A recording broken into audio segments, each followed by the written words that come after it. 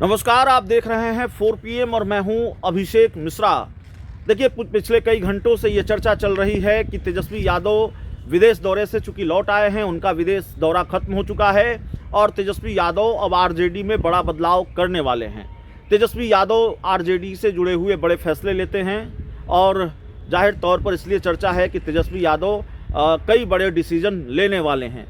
क्या ये फैसला मंगनी लाल मंडल को प्रदेश अध्यक्ष की कुर्सी से हटाने का या उनसे इस्तीफा लेने का होगा?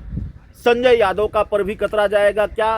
इन सवालों पर हम लगातार बातचीत करते रहे हैं, लेकिन सवाल ये है, महत्वपूर्ण सवाल ये है कि सिर्फ एक प्रदेश अध्यक्ष का इस्तीफा होगा या 2 प्रदेश अध्यक्षों का इस्तीफा होगा?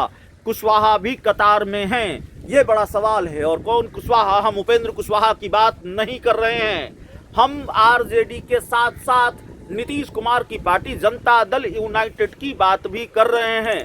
नीतीश कुमार की पार्टी जनता दल यूनाइटेड के प्रदेश अध्यक्ष हैं उमेश कुशवाहा, और उमेश कुशवाहा के इस्तीफे की भी चर्चा है। उमेश कुशवाहा की जगह किसी नए व्यक्ति को, नए नेता को प्रदेश अध्यक्ष बनाए जाने की चर्चा है। अब ये नया नाम कौन होगा? ये नया नाम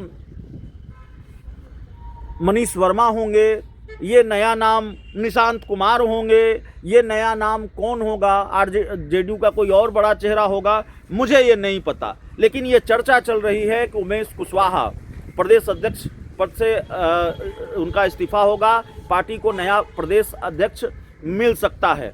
हालांकि मंगनी लाल मंडल और उमेश कुशवाहा के मामले में थोड़ा अंतर है।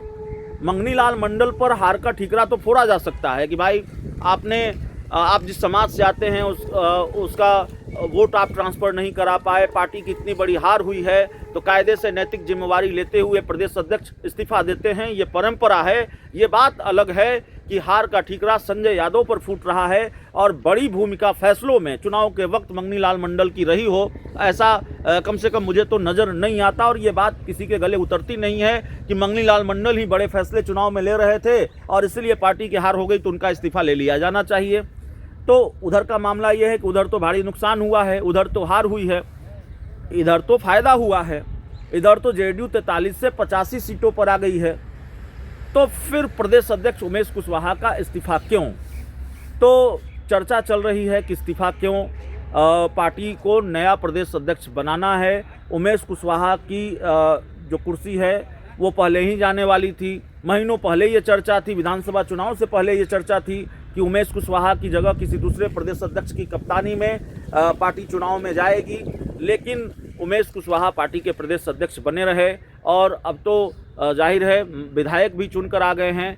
तो उमेश कुशवाहा को क्यों हटाया जा रहा है, यह भी अपने आप में बड़ा सवाल है, या वाकई हटाए ही जा रहे हैं? उमेश कुशवाहा की जगह कोई नया प्रदेश अध्यक्ष होगा या उमेश कुशवाहा बने रहेंगे, ये बड़ा सवाल है। इसीलिए हमने कहा कि एक प्रदेश अध्यक्षों का इस्तीफा होगा कि 2 प्रदेश अध्यक्षों का इस्तीफा होगा। सिर्फ मंगनी लाल मंडल हटेंगे या उमेश कुशवाहा भी हटेंगे? जेडीयू और आरजेडी का दफ्तर आमने सामने है, तो क्या जेडीयू और आरजेडी में समान चीज़ें चल रही है? हालांकि स्थिति और बिहार की राजनीति में जो हैसियत है दोनों की अब बराबर नहीं है। जेडीयू आसमान, आरजेडी ज़मीन पर है, फर्श पर है विधानसभा चुनाव के बाद। तो देखना होगा उमेश कुशवाहा की जगह कौन प्रदेश अध्यक्ष होता है, अगर उमेश कुशवाहा का इस्तीफा होता है तो। और क्या ये मनीष वर्मा होंगे, क्या ये निशांत कुमार होंगे, या जेडीयू एक बार फिर सरप्राइज़ करती है, ठीक उसी तरह से जैसे कभी नीतीश कुमार ने आरसीपी सिंह को 2020 के चुनाव नतीजों के बाद तुरंत बाद राष्ट्रीय अध्यक्ष बनाकर हैरान कर दिया था, सरप्राइज़ दे दिया था।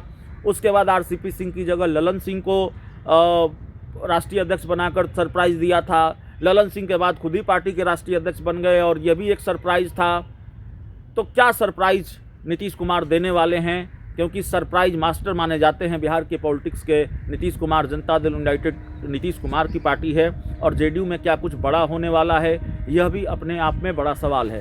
तो आरजेडी के साथ साथ जेडीयू पर भी निगाहें टिकी हुई होंगी और मंगनी लाल मंडल के साथ साथ क्या उमेश कुशवाहा का भी प्रदेश अध्यक्ष पद से इस्तीफा होगा, इस पर भी हमारी निगाह टिकी हुई होगी। इस पूरी रिपोर्ट में इतना ही। बहुत बहुत धन्यवाद।